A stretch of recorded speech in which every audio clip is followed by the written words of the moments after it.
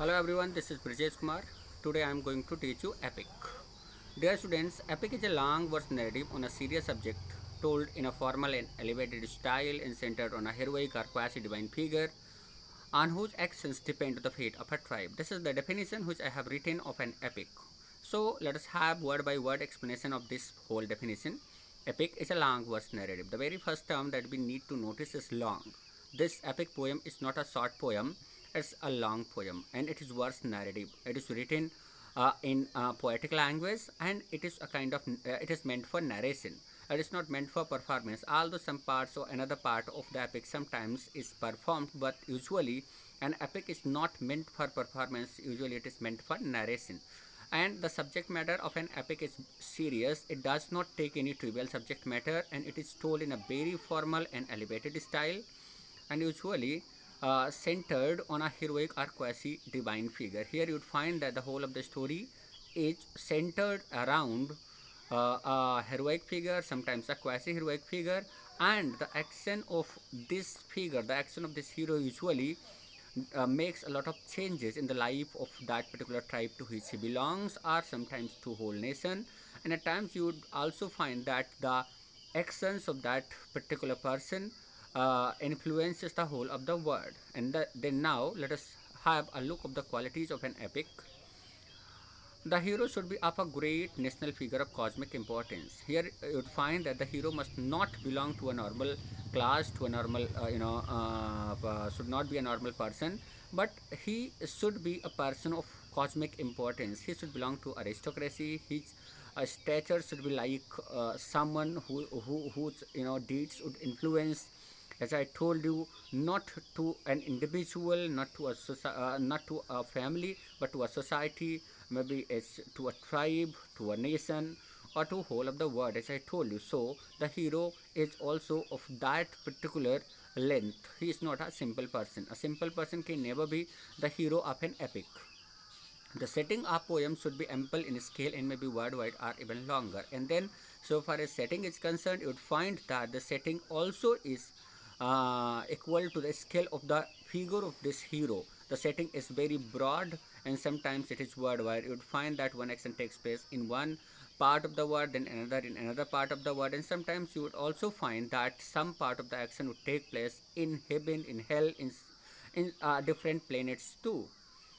And then after that, the action involves extraordinary deeds in battle. Here you'd find that extraordinary deeds are involved in battle. Those deeds, those actions which usually are not performed by common people, those things are also found in an epic being taken place.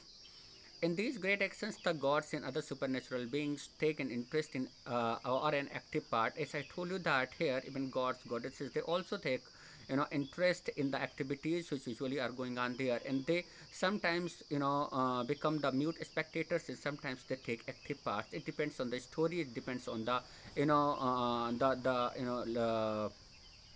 the figure of the hero, what kind of a figure the hero is. I mean, whether he is the incarnation of God, very much like Lord Rama, or he's just a simple warrior, like many of them there in the western nations.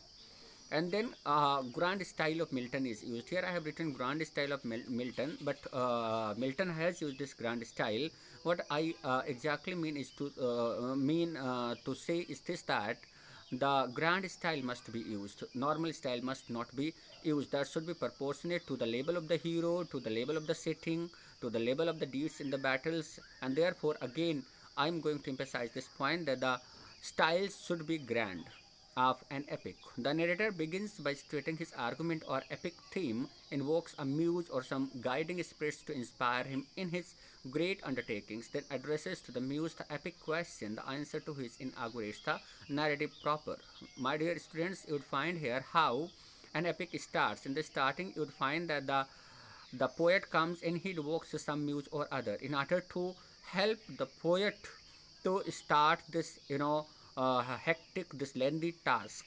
And in order to find out the support of the these muses, he invokes sometimes one or another of these muses, and request him to help him or her in this particular endeavor. And then he asks a question, and then answer usually starts the narrative of that particular poem, very much like, the line that you usually is that usually you find in Milton's Paradise Lost, and there you'd find how Milton says that he's writing that particular poem in order to justify the ways of God to men, and then after that he starts, narrating the whole of the, that lengthy poem, that epic. After that, in medias res means it should be started in the middle of the story or at a critical point in the action. This is very important thing that has been, suggested by Horace, that a poem must be started in the mid, not from the starting, not from the end, but in the mid, in order to kind of maintain the interest of the reader, in order to maintain the interest of the, narrator. And that's why a story must start from the end, and then a kind of it must go in flashback, and then, come ahead, I mean start the main point, in this way, I mean taking the support of the flashback, the story must be told. Some of the principal characters should be introduced in detail, and some others they are not introduced in detail here in this particular, genre of literature. The language of the poem is novel and exalted to benefit the words and deeds of the gods and heroes. It is in the grand style. As I told you that the words, the language that is used here, those words or the language both, because words, make language, and language really is, very exalted, very, such language that usually is used by the classical people. It's used by the heroes or the characters of an epic, because that also makes a kind of proportion to the level of the hero, to the level of the style, to the level of the, extraordinary deeds in the battle, as I told you, to the level of the setting. And in this way I can say that the language should also be used of a, you know of a label. The language should not be of the layman's language. The language should be of a, classical society that usually has been used by the classical people or the people of aristocratic class. And after that, the action of the epic is often controlled by supernatural elements. Here you'd find that in the action, as I told you, that supernatural elements, they also involve and they sometimes control some of the actions of the epic. The epic is usually divided into 12 books, but some of them you would find in 6, 7, or some others they are in 24. But the usual length of an epic is 12 books, right? An epic has a beginning, middle, and end. This must be there because without this beginning, middle, and end, the epic fails to make an organized plot, and that is very necessary, very much like tragedy, which Aristotle has told about tragedy, that it should have an organic plot. Epic also should have an organic plot, and for an organic plot, what is necessary is the beginning, middle, and the end. Yes, friends, now the time has come to have a look of some of the important epics. The very first one is Beowulf, that has been written by an unknown author. Then Iliad and Odyssey. These two epics had been written by Homer.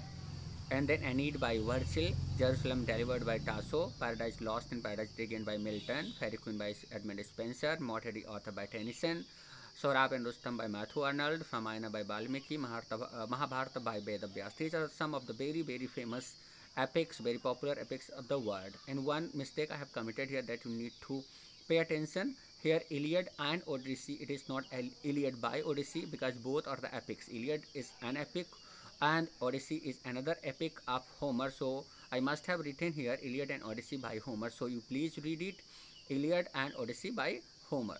So I have told a lot of things, a lot of information about what an epic is, what are the qualities of an epic, and some of the very famous epics of the world.